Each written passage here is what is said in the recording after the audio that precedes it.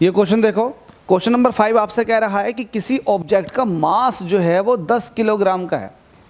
ठीक है, मास कितना है 10 kg। आपसे कह रहा है what is its weight on the earth, इसका वेट कितना होगा। तो आपको पता होना चाहिए वेट कैसे निकालते हैं। वेट जो होता है वो होता है मास इनटू ग्रेविटेशनल एक्सीलरेशन। ठीक है, अब आपको पता है जनरली हम ग्रेविटेशनल एक्सीलरेशन की जो वैल्यू लेते हैं वो 9.81 लेते हैं। तो g की वैल्यू 9.81 होती है। मास आपके पास 10 किलोग्राम है, तो 10 यहाँ रखेंगे, g की वैल्यू 9.8 रख देंगे, मल्टीप्लाई करेंगे तो वैल्यू आ जाएगी 98 न्यूटन। तो 98 न्यूटन का फोर्स लगा था। अगर आप g की वैल्यू को 10 ले लेते हैं तब वहाँ पर वेट आ जाएगा 100। 100 क्यों आ जाएगा, क्योंकि 10 किलोग्राम का मास है। 10 किलोग्राम की जब जी 10 दे रखा तो इससे मल्टीप्लाई करेंगे तो 100।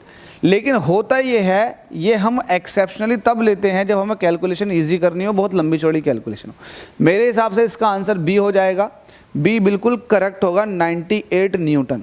तो अगर कोई ऑब्जेक्ट है 10 किलो का तो 98 न्यूटन का फोर्स लगाएगा वो अर्थ की तरफ को।